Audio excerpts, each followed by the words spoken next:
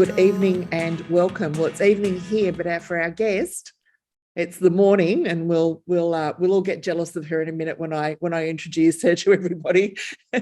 So, good evening. My name is Jackie van der Velde. I'm one of the directors at Wellbeing Australia. Before we start officially, I'd like to acknowledge the traditional custodians of the land we're on today, wherever you are in Australia. And on behalf of the Wellbeing Australia community, I acknowledge all Aboriginal and Torres Strait Islander people who are with us today and pay my respects to past, present and emerging. I extend also respect to Aboriginal and Torres Strait Islander people who are going to be joining us online in the future, who would be watching our recording. A little bit about Wellbeing Australia.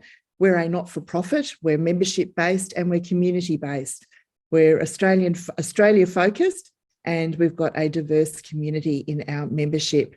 We're all about positive, proactive and holistic wellbeing, and we look at the social, emotional, physical and spiritual and financial aspects of wellbeing. The Wellbeing series is something new this year, and we have been trying to appeal to the breadth of the Australian community, taking in our other groups, the groups that we have been focusing on in the last few years, so our first responders and emergency service workers, our veterans, education, families and the workplace and workplace professionals. And we're dedicated to focusing on emotional and social wellbeing of families in all forms today. We're particularly interested in solution-focused strategies to support holistic wellbeing. So every month we've had an event, and every quarter our members have been engaged in think tanks for sharing and workshops. And our recording of today will be available after the session, and you will receive a certificate of attendance following this event. If you would like to ask our guest, Kerry, a question, you can do so in the chat, but please know that that will be seen by other participants. You can always use the Q&A button and remain anonymous there. So, Kerry. So Kerry Howard is actually one of our advisors. She's our mental health advisor, and we're very, very happy to have her on our team. She's best known as a best-selling author and psychologist. She specialises in trauma prevention and treatment, and she's won 2 international awards for her commitment to treating post-traumatic stress injuries and improving mental health in Australia. So since 2010, Kerry has presented a variety of international conferences in the US, Europe and Australia. And she's developed professional development training in the promotion and prevention of early intervention of traumatic injury. Kerry is a former executive level public servant who developed policy and programs in a variety of health focused areas. Now, you probably know Kerry through her book, The Trouble with Trauma. And she's going to be mentioning, I hope, Kerry, I hope your new book, but I'm going to let her speak to that. And welcome, Kerry. Over to you. Thank you, Jackie, and really good to be speaking to you. I noticed you called me a psychologist. I'm no longer a psychologist in Australia, although I'm nomadic these days, so I'm a psychologist in many other countries in the world. Well, anyway, just tell everybody where you are, because we had a meeting yesterday and I was just super jealous. Yeah. So at this very moment, I'm in Spain in a little sort of hamlet outside of Malaga called Coin, or Coin is what we would probably call it directly. And yeah, I've only been in Spain for a couple of days, but I'm actually looking to try and find a base here. I want to make Spain my European base anyway. So I've been doing a lot of stuff around the world in different places, UK and Europe and the US, but it's very difficult to manage all of that from Australia when you've got to spend, too many hours on a plane. So it's much easier if I can get a European base and manage it from here. And Malaga is a good one because it flies to 16 European cities directly. So it's handy. Oh, it's tough. It's beautiful. It's really tough, and it's warm. Okay. Actually, it's very warm. Moving from negative to positive wellbeing, over to you. Absolutely. And look, positive wellbeing is a big part of it. Being in the sun is a big part of making sure that we sort of feel better. So I think that's important. Now, as we go through our webinar today, there will be things I'll show you along the way. There are some questions that were given to me by Jackie that the community seem to ask on a reasonably regular basis. But if there's anything along the way that you want to know a bit more about, or you want me to sort of speak to, just put it into the Q&A. Jackie can bring me those questions at the end of today. You'll notice a theme. There is a bit of a theme through my presentations, and I wonder how long it will take you to observe it. I'm not going to ask you to tell me what it is, but at some point later on, it's almost like a lottery. Who guesses first what my theme is? All right, so a little bit of that welcome Jackie's already done. It'd be really great for those people who are actually participating, if you could put it in the chat about where you are actually connecting in from. And I'd also like to know if there's anything specific before we start that you do want me to try and cover rather than necessarily asking questions. So sometimes I find people come into, these presentations and they've got a particular idea about what they want to know about. And, questions tend to come from the information that we provide. So if there's anything in particular that you were hoping to get from today, I'd really love to see that in the chat so that I can get a bit of a heads up beforehand. So I can see Bruce, thank you. Dominic's from Canberra, my old stomping ground, Dominic. So I've just sold my house in Narrabundah to nick off to Spain. So yeah, a little bit of a slight weather change. Bridget's in Sydney. Glenn from the Darug Nation, that's great. I have presented for many years from Ngunnawal country, but I also want to acknowledge my family members who are from Kamilaroi. Peter in Sydney, and Bruce is also from the Darug Nation in the Hawkesbury area. So it's good to know where these different sort of nation spaces are as we start to acknowledge more and more our traditional owners. Donna is also from the New South Wales Central Coast, so Darkinjung. Awesome. All right, so let's try and get moving on with things. Before the pandemic, we used to talk about the fact that 1 in 5 Australians was, recognised as having a mental health issue. But during the pandemic, that actually went up to 4 in 5. And so this is an important statistic to understand, and especially something I've observed quite a bit recently in the UK in particular, is we've got a lot of residual mental health issues as a result of the pandemic, particularly around generalized anxiety disorder. And for some people, this goes on into sort of longer term depression, and that's actually going to flow on into the workspace. So this is a really important element that we have to kind of, come to. So when we talk about Australians in general, but we can be pretty, even though there's some cultural elements to it, we can be pretty reasonably assured that, as a result of the pandemic, we've got a lot better awareness around mental health issues in general, but we've also got a lot more, and I just need to put this word out, and I don't want you to take it the wrong way, but a lot more victim state awareness. So by that, it's the sense of I have a problem, therefore I can't do anything, and that stops me from being able to move things forward. And one of the challenges that we have in working out how to manage our mental health as a community is how do we help people recognize that that sort of victimhood space is not actually helpful or conducive to developing any level of resilience and moving things forward. So although on a mental health perspective, I absolutely recognize the need to, protect the individual's perspective and needs and get them the right support. On the flip side, we also have to operate as a community, and this balance is actually one that's very tricky for us right now. And it's something that we're all experiencing globally. So I think that this is an important sort of aspect we're going to have a look at. So who am I to talk to you about these things? Well, Jackie gave you that introduction. I provided the sort of mental health advisory role for Wellbeing Australia now for the last a year and a half or so. But yesterday, and I'm kind of, I'm a bit chuffed about this one. So sometimes you think that you're not really doing anything in the world. But yesterday I was sent an email from CIO magazine, and I've just been recognised as one of the 5 most impactful women leaders who are driving remarkable global transformations. And, sometimes you kind of go, yeah, I know I'm doing some reasonable stuff. But to have somebody else actually completely, halfway around the world from me for a start, recognize that there's been some really positive things going on in the world. And I would say that this is actually off the back of my new book, which was released in February, called How to Heal a Workplace. So I've been doing quite a bit of sort of media and PR around that. Now, when we start talking about education just broadly, especially in the workplace, we talk about a level of knowledge transfer. And I raise this because in particular, when we start talking about mental health in the workplace, we've got to talk about the element of the information that can be formally transferred. So when we start talking about this 70-20-10 model, I don't know if you've ever heard of this before, but in terms of educating somebody into something new, 10% is what they get in formal education, right? And that might be an actual course or something that they go to.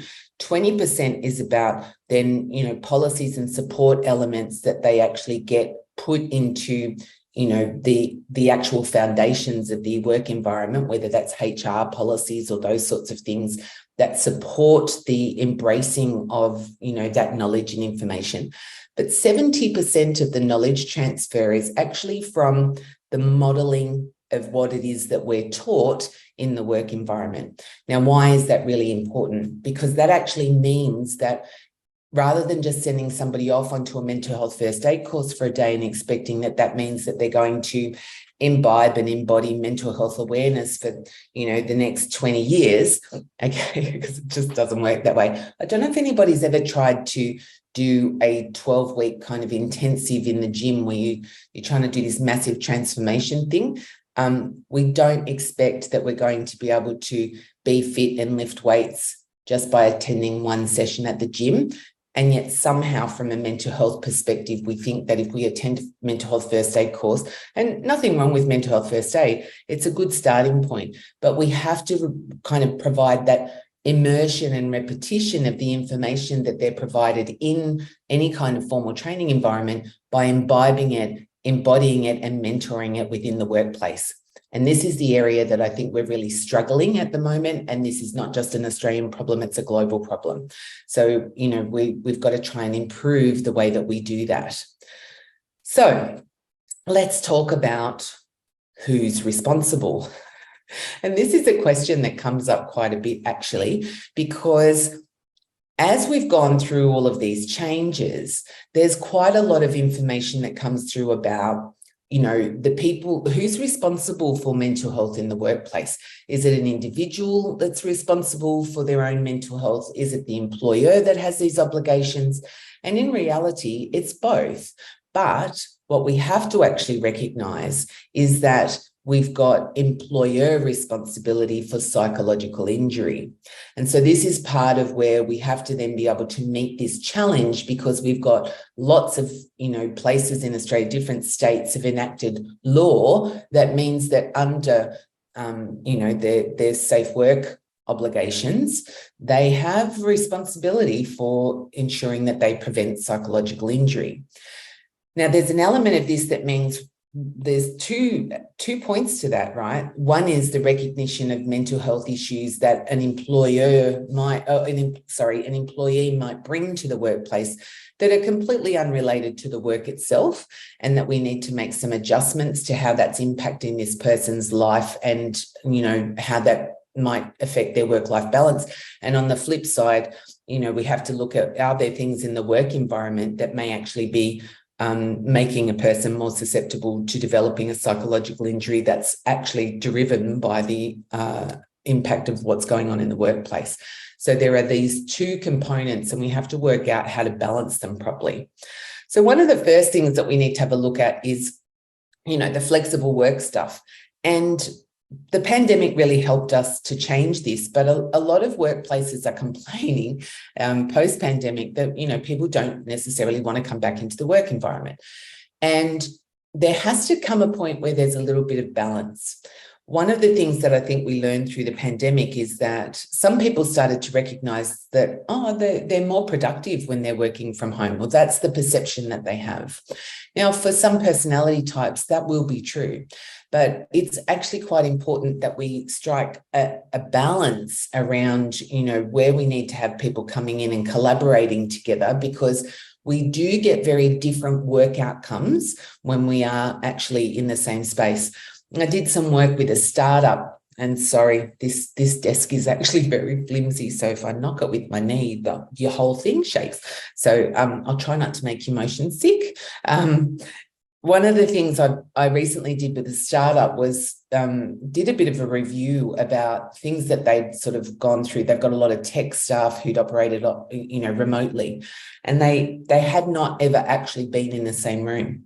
And so we facilitated a bit of a team building day where we brought everybody in, because one of the things that also happened as a result of the work that I did with them was helped the sort of senior, founders to understand that the team weren't being given information about why they were doing what they were doing. And a lot of the strategic information wasn't necessarily being passed down because they weren't around to have those conversations about where the business was going. And sometimes it's that level of communication that's really important to help bring people together, to help them to understand, why they need to be a bit more flexible about what they're prepared to do in terms of the work environment. And then what can we do to support them to make them feel more comfortable so that they feel they can do their most effective kind of work. So it's about being adaptable and innovative. And to be honest, this is not something that we've done very well in business, especially the larger the organization, the more set in our rules we tend to get about what's expected of people and why, if I have an obligation over here for this guy's turning up, well, then that guy has to turn up as well because it's, they're the same level of their same obligations, but we're not actually taking into any account their personality differences. And this is probably one of the things that the pandemic's really highlighted is the need to be adaptive and innovative around flexible work arrangements. The other thing is about looking at open communication strategies to negotiate any change. So what I hear a lot from people in HR areas is, but that's not how our policy works. And it's kind of like, okay, well, maybe it's time your policy was reviewed, right? Oh, well, that's not how we do things. Okay, but you're not getting good outcomes from how you've been doing things for the last 10 years. Maybe it's time for a review and things need to change. So we've really changed from an era of, this is just the way we do it and everybody has to comply, to more of an era of, well, you've got people in the workplace, especially from millennials down, you've got generations of people who will question why. And if there's not a justifiable reason, and, a justifiable reason is not because that's the way we've always done it, that just doesn't fly. If it doesn't support the work or it doesn't support, some other obligations, they're just not going to do it. And the problem that we've got is we've gone from, where everybody was afraid of losing jobs and doing all of that, so they would do anything that they were asked to do, to there being such a shortage of skills that it's very difficult for employers to find the right staff. So employers have to become more adaptive and more accommodating of a range of differences. But then that means that we have to also get better at working out where the balance is. And what we negotiate for one person doesn't automatically mean it gets negotiated exactly the same way for somebody else. Now, that becomes much more problematic because we're very good at dealing in these little sort of boxes. And so making sure that we can negotiate change in an open communication way, but for something that feels like it's parity is really challenging. And so being able to take those things on an individual basis is quite important. But the other thing I say to people, like especially in startups, when you're trying to work these things out along the way, one of the challenges is, how do we address it? And one of the best ways to address it is to get everybody in a room and go, right, this is the problem. What do we do about it? Right? As leaders, we often think that we need to be the ones that solve the problems, but often the way to get everybody else to imbibe and accept the decision is by putting the problem to them and asking them for, what they think an appropriate solution is. We always get much further with asking for the solution, even if the ultimate end game still ends up being what we think it was going to be in the first place. And I write about this in the book. Sometimes as a leader, we think that we have all the answers. We don't need to ask anybody else. And that's true. That's why you're in that role. But actually, by not asking, you're not embracing the input from the team. They're not necessarily going to come up with any better solution, but the fact that you've engaged them and asked them about what an appropriate solution would be is enough usually for them to imbibe and accept anything that you put to them, because they feel like they've been consulted, and it builds trust. All right, so looking at engagement. So this is one of the things where we talk about well-being, like when you're trying to bring things into your organization and you're trying to create an awareness of mental health, an awareness of the challenges that we all have. How do you get people to engage in it? Can we make them engage in it? Do they really get a choice about whether or not they engage in it? And the reality is they kind of don't so much anymore. There needs to be a way that we can, help them see the benefit. But one of the problems that we're getting is a bit of kickback about, it's this balance between the individual rights and responsibilities and rights to privacy versus the employer obligations ultimately for, what can be seen to be an adverse outcome. So on that balance, then an employer actually does have a right to insist that an employee engage in some sort of wellbeing awareness training, mental health first aid, or, potentially go off and talk to somebody about an issue or engage in some coaching, not necessarily directly about performance per se, but arguably could be part of that performance kind of response. And the reason that they don't really get a choice is because the employer is the one who holds the legal responsibility for the outcome. So it's not the employee actually who is held responsible for the development of the issue. It's the employer. The employee's obligation is to notify the employer if there's a problem. And I think that that's actually one of the things that we have to be really clear about, is that when we have a staff member who notifies that there is a mental health problem, then that is when the employer responsibility really starts to kick in. It's interesting because in the new book, How to Heal a Workplace, I looked at a lot of the legal frameworks around the countries, like different countries in the world. One of the most amazing things that I found is I thought that America, in terms of, its approach to workers' compensation and those sort of employee protections, was probably one of the worst in the world, right? You might hear the dogs going a bit berserk. I am staying in a rather large house that has 4 dogs in residence, so we like dogs, right? I don't know if you've noticed that I like dogs. Anyway, so one of the problems, I think I got distracted by the dogs. We were talking about the legal responsibilities in the US, where it seems like the employees have, less protections. Actually, there is this really weird law under the disability space that says that if the employer notices that a person has a problem, then all of a sudden the employer has a responsibility to step in and do something about it. So it's traditionally been used for a back injury, right? Oh, I have a sore back. Therefore, even if the employee says, oh, no, it's all right, my back's okay, the employer actually has an obligation to get them the appropriate chair, to make sure that they go and have, some sort of treatment for their back, all of that sort of thing. Something that we don't routinely do in Australia. In Australia, we rely on the employee to notify us, and then that's what starts our legal obligation. So one of the things that's really important in here is the world is changing, right? How long is it going to be before, the awareness of a person, the way they show up and behave in the workplace is indicative that there's probably a mental health issue there? And if we don't take any action as an employer, where does that leave us in terms of liability?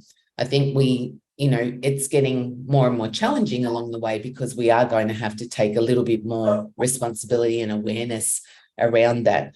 I do hear from a lot of managers that they do get quite a lot of pushback, and I would encourage you to go to my book, because in the book, I explain a lot about how to set up the expectation or the awareness of how the employer is going to engage with this staff member to improve their mental health over the long term, if that makes sense. So there are a number of things that you can do ahead of time that mean that when you then go and ask them how they're doing, you're going to get a much more honest answer than what you would do if you just ask them out of the blue. So I talk about communication and in particular providing very constructive feedback. So, excuse my French, but I often talk about the shit sandwich in this. It's the positive, negative, and positive. So when you've got to provide feedback that may be potentially perceived as negative or, something that somebody's going to get upset about, it's always useful to give them a positive first, then tell them the thing that needs improvement, and then follow up with a positive. So, it might be something like, Jackie, I really appreciate the fact that, you're really on the ball with all of our customer service stuff. You're very proactive in how you engage with people. However, I noticed that, when you answer the telephone that, maybe you're a bit short with people and, I'd really like to see if we can improve that. And I'm wondering whether or not you could take on this, running sheet that I've got. I really appreciate the fact that when I've given you feedback before, you really embrace it and imbibe it and take it on. And in that little kind of nutshell, I've essentially helped Jackie understand that I value her, but I'd like her to improve something. And here's a resource. And I appreciate the fact that she actually will take that resource and do something with it. And that ability to kind of neatly bubble that feedback is a really important element of, what I think is good management style in terms of being able to give people feedback that we understand they might not necessarily appreciate. And judgment is a big part of where we end up getting stuck. And I see this a lot in organizations where, people have developed a particular idea or a belief set around a particular person or, whether they're new to the team or they're a leader or whatever it is. But the judgment itself usually is an impairment to us being able to move forward. So, they just get stuck in this idea about this person and what this person's, expectations or beliefs are going to be, or how they show up in the world, whether it's a new boss that comes in and they just decide that they're unreasonable or they don't listen. But that judgment usually kind of blocks us to being able to take on anything new and being able to kind of give some of that feedback. And so we want to try and get people when it sounds like they're talking about a person where they've set a brick wall, we can talk about the judgment and trying to reflect back to that person about, what is it that person did that led to them kind of developing that hard line, and then trying to assist them to, move around it. Because often what we see in the workplace is that this particular point where they've judged somebody else as being, whatever it is, gets set in stone, and we're unable to move people past it, despite the fact that there might be a lot of things that have, may have happened past a particular incident, and this person's not necessarily seeing those changes or accepting that that there's been something different along the way. All right. One of the other questions was, what do we do about oversharing the workplace? And, the question put by Jackie wasn't necessarily about oversharing, but kind of like, is there an element where the personal stuff gets too much for the work environment? And how do we address that? And when we start talking about areas where we talk about first responders and some of those kind of industries, sometimes we see, and I'll say particularly in defence, where we can observe that a diagnosis of PTSD can often be, worn like a bit of a badge of honor. It means that you've faced some difficulties in the field, and that actually gets a level of respect in some ways. I wouldn't necessarily see in defence circles so much that people are oversharing about those experiences, but in some other places we notice that people will be talking a lot about an experience that they had, particularly in first responders, something that's recent. And that's a pretty normal reaction or response to trauma.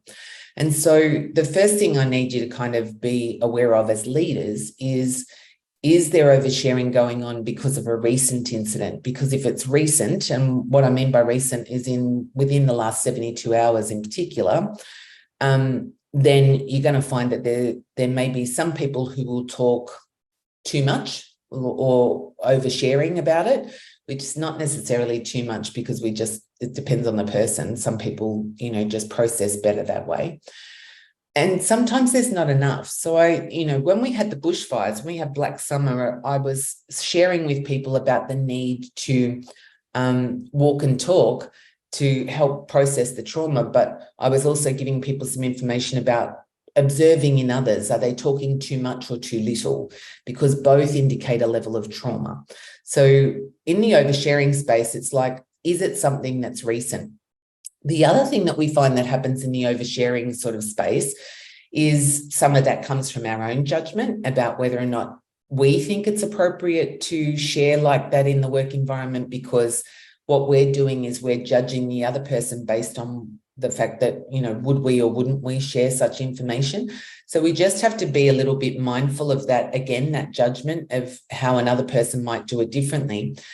But if you're finding that it's ongoing, it's repetitive, and it seems to be distracting in the work environment, then we have to find a way to be able to have a conversation with that particular staff member about the fact that, we want to validate their experience, and we want to validate, the fact that this is a big issue for them.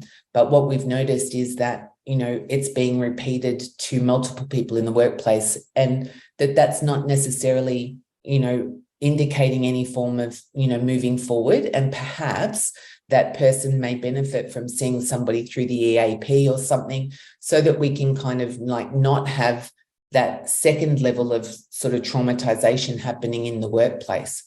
And I find, especially in emergency responders, once you get somebody who's talking about their story, if they're talking about it in front of others, it can often be triggering for other people around them. We see this in domestic violence situations. If we've got a staff member who's talking about their relationship and some of the impacts that that's having on them, often people that they work with who have a similar kind of relationship can be triggered by that, right? So we've got to just try and be mindful, right, without trying to shut down that person's experience. And so I kind of talk to people about, if they share the story once, okay. If they share the story twice, it's kind of like just notice and observe. When it comes to the third time, that's probably a good opportunity to take them aside and kind of say, you're aware that this is happening, and you're mindful of the fact that often when this happens, it's because they've got this sort of traumatic response and they probably need to deal with it elsewhere, not necessarily bring it into the workplace. It's delicate, right? Because you've got to give them, go back to what I said about the positive, negative, positive. You've got to give them an understanding that you understand why it's so painful for them, but that, there's an element of distraction when it comes to the workplace, and, that there are ways that we can support them to get access to help and give them that information, and just ask them to, minimize that impact for the work environment. And offer your own services rather than them being sort of taking up time, distracting others, is probably the best way to put it. So looking at improving engagement is really about, our staff members and how they sort of engage with each other, how they show up every day, how they recognize what's going on in each other's lives and support each other in it without feeling like they're being drawn into somebody else's sort of drama. But also giving them a sense of, it is still a workplace. We do have work to do. And while they're there, we really want them engaged and switched on. If they've got a lot going on in their personal life and they're disengaged and distracted, we need to try and talk to them about what we can do to support them to become re-engaged, because you don't really want to just send them off on leave, because that actually makes the situation worse. We want to give them some very sort of proactive, and I want to say positive things to do that are very task-oriented and sort of short-term task-oriented stuff. So think about the work delivery that you would give them to improve engagement.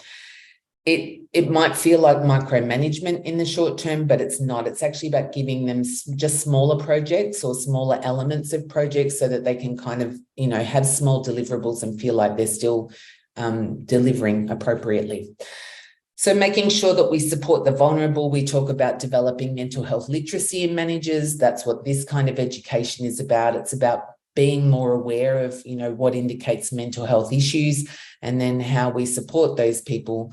At the same time, there's that delicate balance about, still making sure that the business is getting what it needs from people, because, we can support vulnerable people, but ultimately we do have to have a conversation about, the business needs. And I'll give you an example. I heard one of my clients who has a small business, and one of his younger staff members having a lot of issues with his mental health. And he came and handed in his resignation. And the boss sort of said to him, "I'm not going to accept your resignation," right? And he's like, "But what can I do? I know I'm not, able to meet the needs of whatever." And he basically said to him, I value you and I want to support you through this. I recognized, yes, the business can't support you in all of that, but I want you to come in and, we'll drop you back to casual, and I want you to come in when you can. And I'll give you some work to do. That means that if you come in and you do that work, well, that's a great bonus for us. It's not time pressured work, so you can come in and do it whenever you're available to, and made that space, left that door open. Now, not all businesses are able to do that, but it's a really fantastic way to kind of keep that person engaged and probably help them to improve their mental health, because we recognize that it's not the responsibility of the employer. This guy's issue had nothing to do with what was going on in the work environment, but he just needed some support and some time out while he tried and work his way through his recovery. And I always say to people, sorry is not an admission of liability. It's just the acknowledgement of another person's pain. And so one of the employees comes to you and sort of tells you what's going on. Just being able to say, "I'm really sorry to hear that," just validates their experience, right? You're not saying that you're responsible for it, right? How many times does somebody say to you, "Oh, I'm sorry," and you say, "It's not your fault," right? We seem to think that sorry, in an English language terms, we've always taken sorry as being some sort of admission of liability, but it's really not. It's just that, I see you, I'm sorry that you're going through that. And when we can give that person some acknowledgement of their pain, it makes it much easier for them to sort of move things forward. All right, so strategies. What strategies can I help you with that are woo-woo free? And I laugh when I put this one out because, I actually even don't like to use the whole woo-woo idea, but at least it means that people understand what I'm talking about. How do we do it free of yoga and singing bowls? Well, I don't mind the odd bit of yoga and singing bowls myself, but not everybody wants to go that way, and that's fine. So practical strategies for the workplace. The first thing is that stress management requires a plan.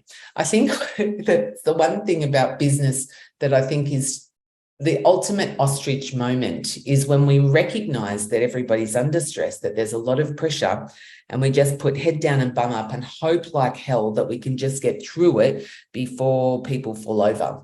And it's just a really impractical way of managing what is quite a real and serious issue, right? So stress management requires a plan. So I want you to think about how we go forward with this.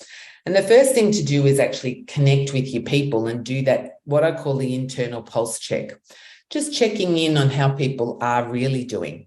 Whether you get them in one-on-one, whether you have, a regular open team meeting, whether you take them out for lunch and trying to get a bit of, just a little pulse check, right? I want you to think about it, that it's not an interrogation. It's just, how are things going? And if you hear from another staff member that somebody's having, not having a good time, often what we do as leaders is, if we feel inadequately prepared to know how to deal with it, then we avoid it. And it's probably the worst thing that we can do.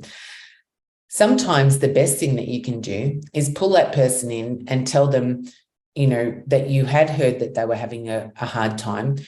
You feel inadequately prepared to be able to help them, but that you're willing, and what can you do, rather than assuming that we have to fix the problem for them or that we have to find the solution. And I think as leaders, it's the thing that we tend to do. We tend to kind of go, "Oh, I've got to have a solution to this problem before I call this person in and have a discussion." No, you need to pull that person in and acknowledge their pain, and then ask them what it is that you can do to help them. And most of the time, the first time you have that conversation, they're going to say, "No, nothing, I'm okay, I'll sort it out."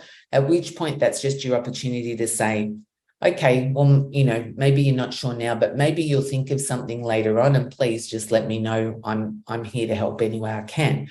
That alone, that sense of validation, that sense of you'll help them if you can, is usually enough to get them to then work through what it is that they need from you, and it makes them feel like they're not alone in it.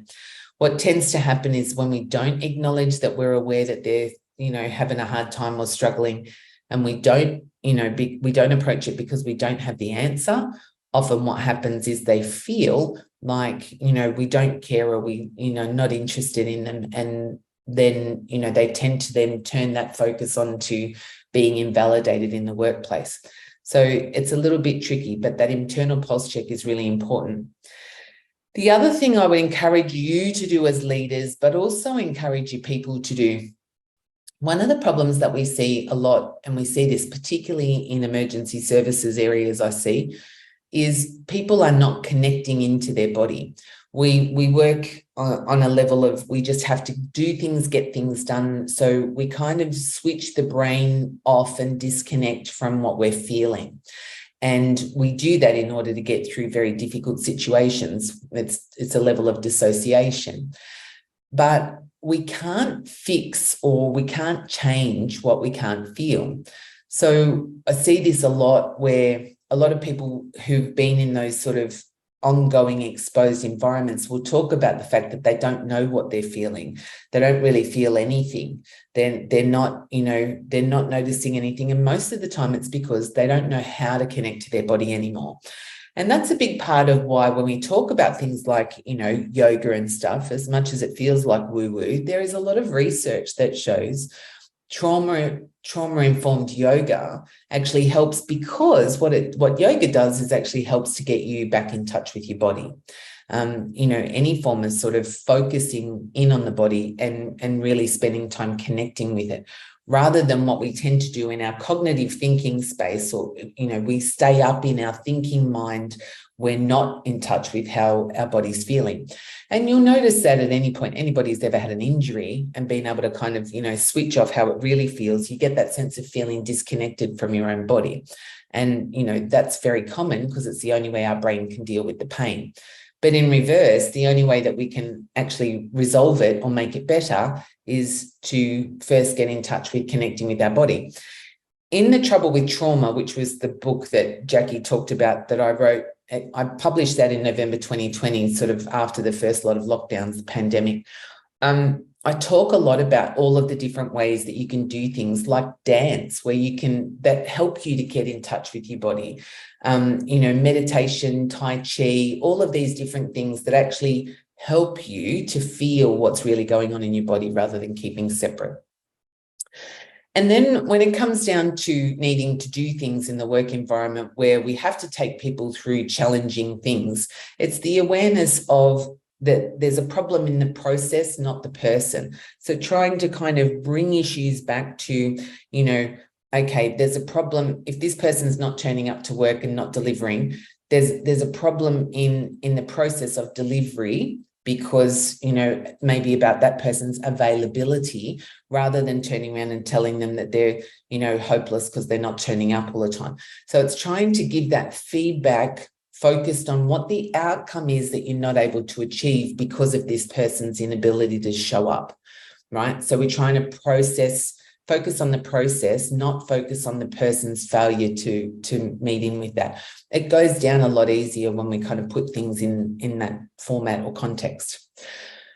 Sometimes we need to recognize that, like I said before, encouraging people to take some time for self-care, and that includes us as leaders. Sometimes that means we need to give them somebody independent to listen to them about what's going on. If you do have an EAP program, or if you, even if you're only a small business and you don't have, resources to support somebody's access to care, but just encouraging them to do something that, is important. I got a good story from my daughter the other day. So her and her partner were having their anniversary, and his boss they went to this particular restaurant that they'd gone to on their anniversary last year. They're living out in the country these days. And And the boss had already paid for their dinner when her partner went to pay. He'd already paid. Now that it wasn't a big thing, but it was a recognition that, you know, there was a value there about the importance of, you know, wanting them to know that they're appreciated and that they're doing something that was nice for them, right? There's an element of that, you know, oh, well, going out for dinner with your partner, is that an element of self-care? In some ways, yes, because it gave them an opportunity to kind of, you know, have that time together. They already decided it, but how much nicer was it when they went to pay the bill and found out that the boss had already done it for them? Now, you know, there was a question, oh, well, why do you do that? Well, because he values you, right? And that felt really quite positive. So sometimes it's that kind of thing that we give them, you know, a voucher for a massage or something like that. Or we can encourage them to go and find somebody to talk to, somebody independent to listen to them. One of the reasons that I've sort of moved out of Australia and looking at doing the things I'm doing now is because I encourage a sense of a coaching model of mental health. That, you know, we don't need to necessarily all go off and see a psychologist because, one, there aren't enough of them, and two, we've got a lot more access to information in ways to help ourselves now, and that's one of the things that we should be doing more regularly. So looking at the power of fun, lifting the energy, you know, one of the things I do in my leadership programs, and, you know, you'll probably laugh, but I take everybody on a little skip. How long has it been since you skipped? Did you know that most humans stop skipping at about the age of 12? We develop this external sort of expectation or sense of shame that says, you know, you can't do it or you look silly or whatever it is. But I've not had one experience where we get people skipping along down the road or down the path somewhere and they don't have a smile on their face, right? So there's a really big thing about, you know, how do you just, when you know that the environment is stressed and challenged, what are the sorts of really simple things that you can do?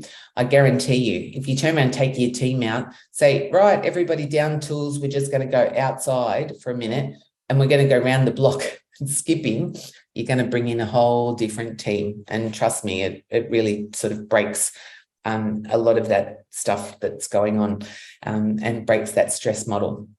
So when we're talking about doing these things in the workplace, we need to look at the multi-stage framework. So we talk about promotion, prevention, and early intervention. So promotion is, you know, this sort of stuff, you're learning the awareness. We create awareness in the work environment about the things that are going on. We help people.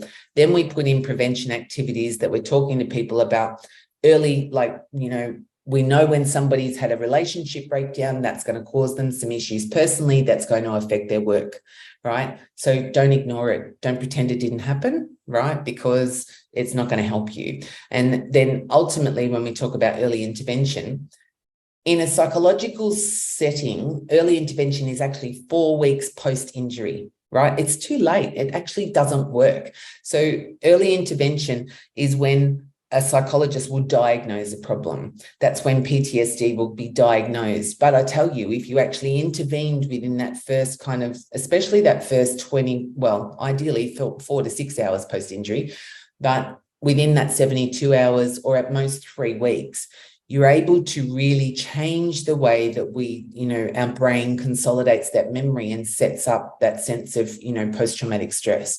So by the time we get to our traditional early intervention point, it's too late. The memory's already set. Doesn't mean we can't do something about it, but we kind of we have to then unset the jelly and reset it again.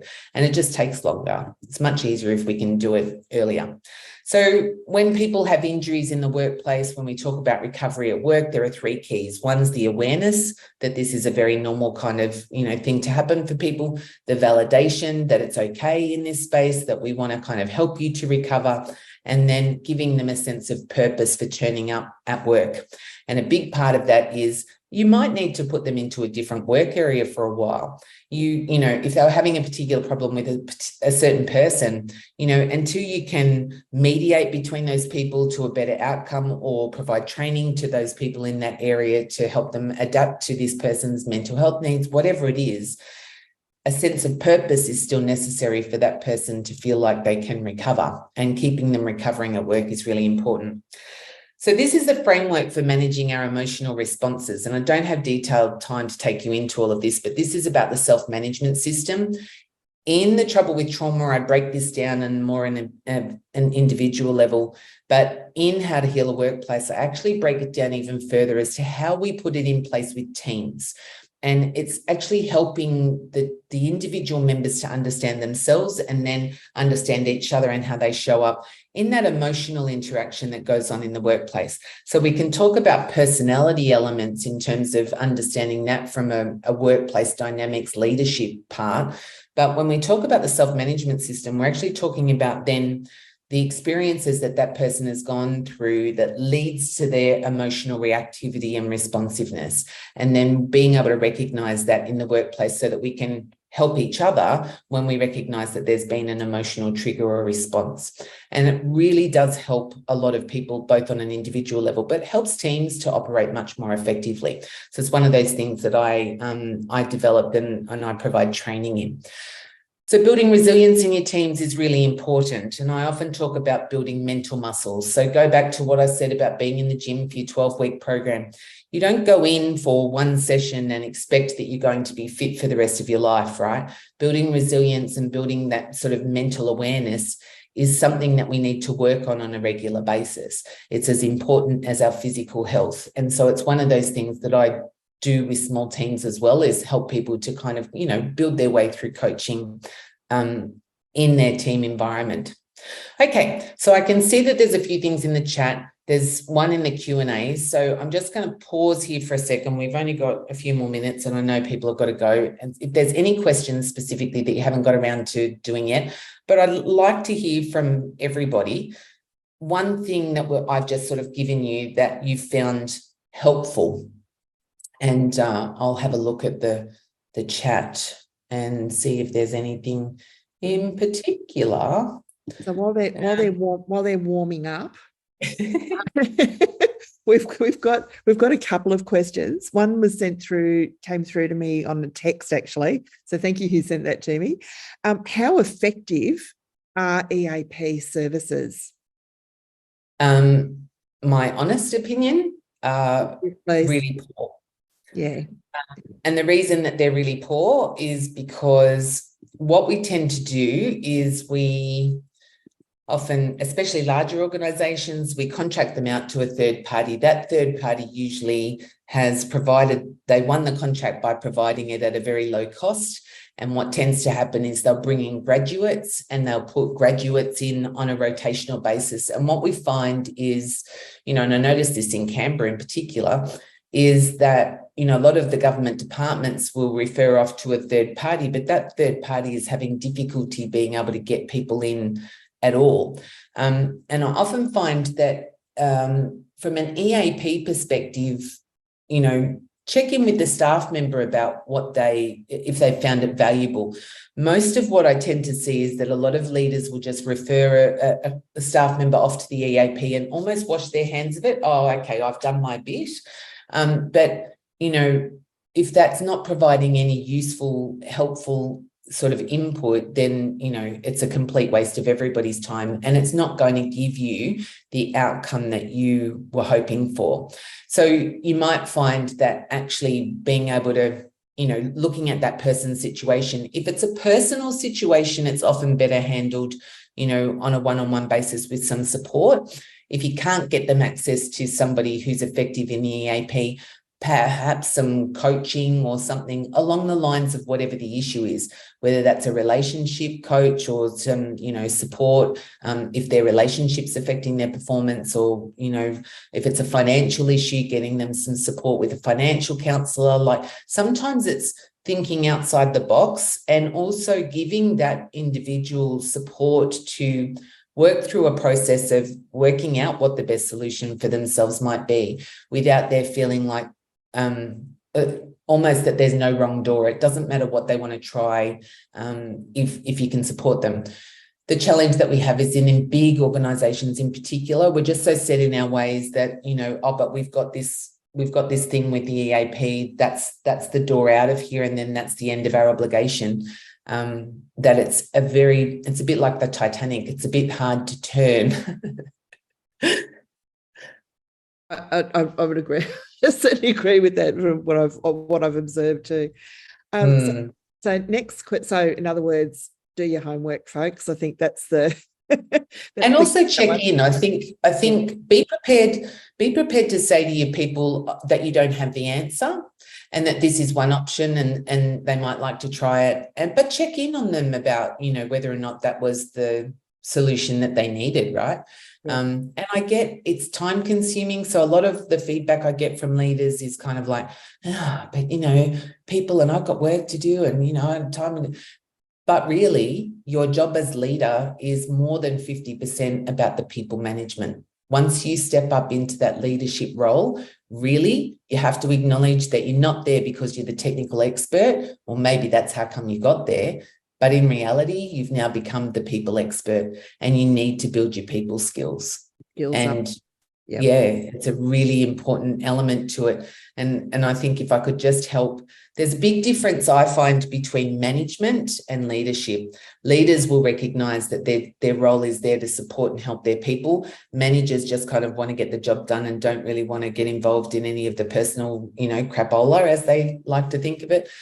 And it's really important that when you start looking at this, and one of the things that I've talked about in the book is that we see this in large organisations, particularly frontline services, emergency services. When I interviewed Georgina Whelan for the book. So for those of you who don't know, she's the Emergency Services Commissioner for the ACT, but she was also one of the highest ranking female army officers and still is a reservist in the Chief of Army Office. And, one of the things that she also acknowledged is that they don't have the system right. I was actually talking to her about the fact that each, like she was talking about fire brigade sort of stations as an example. You've got the leader who commands the fire front, right? And, they're very technically proficient and they do and they're very good on the ground. But they shouldn't be the person making the decisions about whether or not this person deserves some time off because, they've got family problems or whatever, because often, that technical expertise doesn't translate into people skills. And we just kind of do the whole, they're the leader, therefore. And I actually talked to Georgina about bringing in an alternative kind of, layer of, so many different sort of station heads or the on the ground leaders, and them having maybe 3 of those that, have a peer that's actually the people manager for, say, those 3 teams, that not only the leaders can kind of go to for advice, different to HR, a bit more hands-on, that person is much more regularly involved with all of the people in the team. And it's a traditional fallout, I think, from the way that we construct our businesses, that people management is not necessarily a directly, I want to say, cost returning thing. It feels like it's a cost to the business, really. And so it doesn't get given any value. And that's it's a hard element to kind of come to, that we have to understand that person is what keeps all of the other people able to deliver and bring the value in the door. And so that's why it's just as important.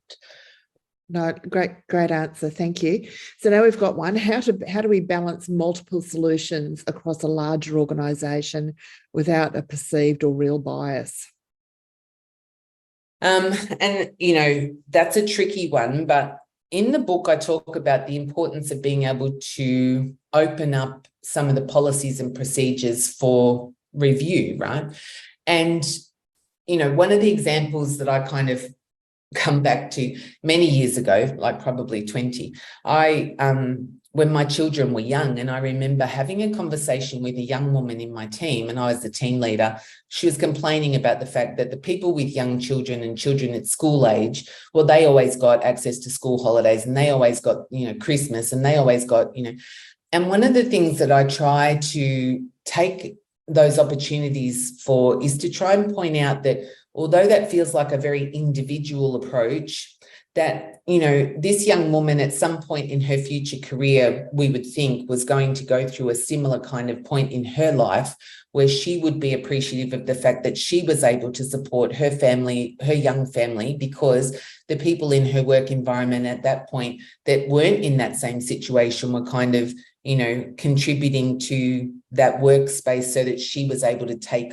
opportunity, rather than seeing it as a, well, I don't get what that person gets. We need to kind of bring people back to this sense of community contribution, because, and particularly in younger generations now, we've got this very egocentric, it's all about me and what I want. And actually, we have to balance that with the needs of the community, not just our, broader family or our broader kind of, community that we live in, but also our work community, our colleagues, and that sort of thing. And so it's about trying to raise this sense of balance, and we're not going to perfect that in any form of, policy that's rigid.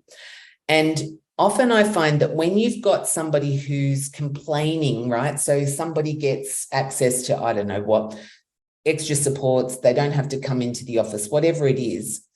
The person who's complaining is usually the one that you need to spend more time with. So the person who's complaining has been triggered in some way, because something about what it is that this person is getting is triggering in the person who's complaining a sense of loss or invalidation or something in their own past that in a similar situation they didn't get, right? So when we can recognize that that's usually what's behind it, then we can have that one-on-one opportunity to kind of go, I understand why you might feel that this isn't reasonable, but, can I understand, what the issue is? And I was explaining to Jackie just before we came on. So my daughter, my youngest daughter, has bipolar and she has a service dog. And one of the problems that they had in the work environment was people complaining when she first started about the service dog, because the organisation, despite my recommendations, did not actually do any orientation around the service dog in the work environment and why the service dog was needed, what role the service dog performs, and why it is that, in this case, my daughter needs that support in the workplace. And we do that because we think that we've got to protect that person's privacy. So the organisation's response to that was, oh, no, but we have to protect her privacy around why the dog is there. But in reality, if they'd asked her, could she explain to her new team, what the benefit, she would have been happy to, because it would have helped her to feel like then, she wasn't having people talking behind her back and asking questions, because it had all been explained to them and they were given an opportunity to ask questions up front. So what often happens is that we err on the side of, oh no, well, we can't ask a person to do that because we're breaching their privacy, but we don't ask them. We don't consult with them. We don't check in on, well, what would they like to do? I say the same thing with a person who's coming back to work from a workplace injury. It's often if they're going into a new team, for example, then what we want to do is ask them to give us some information about what they would like us to, provide to the team about their situation, how to work with them, how to, what are the things that we need to know about what this person might sort of experience, or if they're triggered or something like that. And you need to put it to them that it's about supporting their transition into the team as much as it is also about getting the rest of the team to understand, why these adjustments are being made. And I always find that if a person is complaining about somebody else's access to something that feels like it's special or unusual, then you put the problem back to the person who's complaining and ask them what it is that they think should have happened instead. Because often just being given an opportunity to have a say or some input and being heard, and then having it put back to them that, although that, seems like, and who knows if it's reasonable or not, right? Because everybody has some weird ideas. But if we just validate and we hear it and we kind of go, okay, I can understand why you might, think that would be good, but there are other reasons that, I can't necessarily share with you right now, but I'm happy to take that to, the powers that be and come back to you with some further information. Take that ownership of hearing this person and validate it. I think the worst part that we do, and I see this all the time, right, where a person at a lower level will complain about the way somebody above them is behaving. that if that person actually gets, given some educational feedback or support or, chastisement or whatever it is, their performance managed in some way, or the issue is addressed. It doesn't matter how it's addressed. We never provide feedback to that person about the fact that the issue has actually been addressed. We'll do an investigation and we just kind of really hands off go, oh no, this is unsubstantiated or whatever. We don't actually, we get so concerned with the black and white that we can't actually meet people where they're at in that sort of grey space. And we need to learn to do that in a much more effective way. And being open about stuff is usually the way to do it. And asking the person who's the one that's affected by it, what they would like to do is always the best way to go about that sharing information. We got to thank you from the person who asked that question. So awesome. And no worries. Just before we wrap up, we've got someone's put in the chat what they've got from an employer responsibility for psychological injury and early intervention message, and I'd have to say yes, I 100% agree. That was a good takeaway for me as well. So thank you. Yeah, because it's important, right? Because this is the thing that we're in a whole new world as far as these things go, and we get a lot of pushback from. Especially, younger people, because they're very aware. And I talk about this a lot in the book, and that's why it would be useful to grab a copy, because I talk about the impact of intergenerational change. And then we've got, pandemics thrown in, and the world is turning into a very different, beast, and we have to learn to roll with that. So one of the things we try and do is we need to look at building resilience. And the challenge that we have with young people is that they've been raised by parents who did a lot of stuff for them. They've been told that they've got, the mental health, and they've had their mental health issues validated, but they haven't actually been given ways to build resilience. Parents will often step in because they're busy and they've fixed it for them.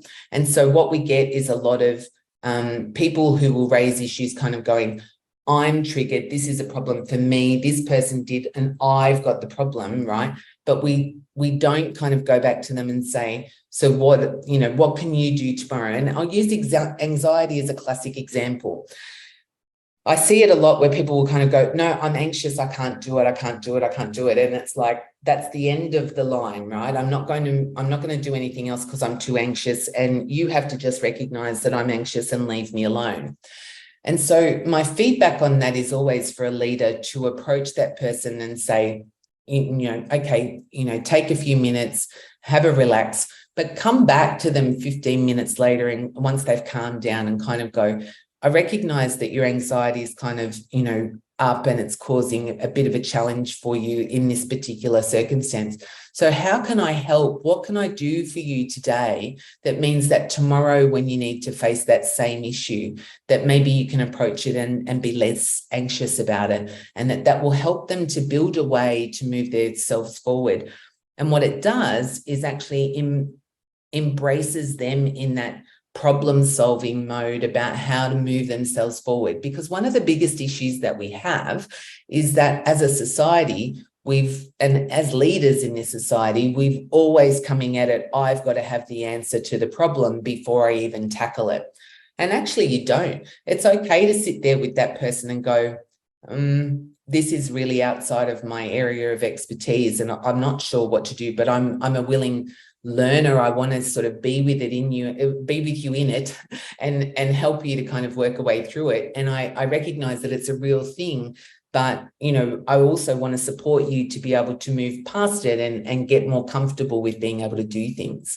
And that's where helping people to build resilience is a really big part of where we need to go to as leaders moving forward. And when you get more resilient staff, you end up with this sense of improved flexibility, but they also then can come with an enhanced focus that they're developing some sort of mental strength, and they feel more confident within themselves. And that gives them a level of increased endurance, their ability to cope with, more things as we go. I love that, you're asking them, what can I do to assist? And I think so that it's a different outcome for you. I think that's a presupposition that they've already got the ideas and the solutions, and that's very empowering. Yeah. we've gone way over time. Over. Yep. Way over time.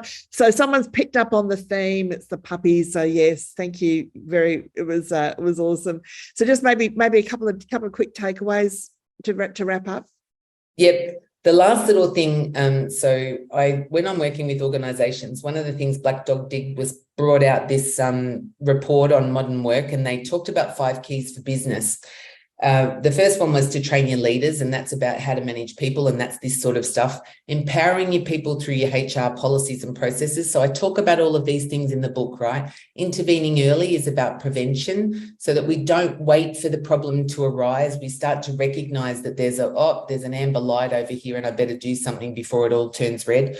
That prevention is about how we manage change in the work environment, usually, and the awareness that any change process is going to have psychological implications. Most change managers don't deal with those and they wonder why it doesn't work. And then having that ability to be agile, the way that we approach things, that transition sort of space, the ability to bring in some flexibility. So my challenge to you all is a psychologically healthy 2023 workplace. Maybe 2024, what can you put in for the next 6 months that means your 2024 is going to be better? And I want you to go back and remember that 4 in 5. So it may not be you, it might be your boss, it might be your assistant, it might be your offsite staff or peers or stakeholders, it might be your partner or colleagues. But most people report that psychological distress. And it's just recognizing that it's something that, is important and we just need to acknowledge. If you want to know more, that's the new book, How to Heal a Workplace, published by Wiley in February. You can buy that at all good bookstores. You'll find it in most airports still, which is kind of nice. It's nice to go through the airport when I'm traveling around the world and see it. Or you can go to howtohealaworkplace.com or my website, which is, we don't have time for those questions, kerryanhoward.com. You'll be able to find links to the books and anything else there. And if there's anything else I can do for you, reach out through there or come back through Jackie or Wellbeing Australia, and yeah, they can put us in touch. And the book's pink, you can't miss it. No. You know what? Wiley actually said to me, they've never in their life, like never before, have they actually published a book that colour. And it made me laugh because, now that mine's out, there's probably another half dozen that have come out in such a... That colour. So if your eyes aren't too good like mine, just look for the pink and you'll find it. Look, please join me in thanking Kerry for her time this evening, our evening, your morning. Kerry, thank you so much. It's always a pleasure having you on our sessions. Always practical, insightful, and doable. That's what I think's amazing. It's just we come away with things that we can actually implement like right now. So thank you. It was applause from everyone. We've got lots of thank yous coming through. And folks, we will have a survey, just an evaluation that comes through to your email. Please take the time just to respond to that, because that helps us source topics and people that you're needing to hear from. So it's very helpful for us. So Kerry, can I just say, extremely jealous, but have an awesome day. A beautiful day there. And I don't know whether if you follow Kerry on socials, she was meditating before she came online. Well, I'm thinking, yeah, working. It was great. There's this little deck out the back called the Bali Hut. Awesome. That's fabulous. Okay, thank you so much, Kerry, and thanks everyone for joining us. And the certificates and the recordings and the survey will be out to you fairly soon. So have a good evening, everyone. Bye now. See ya.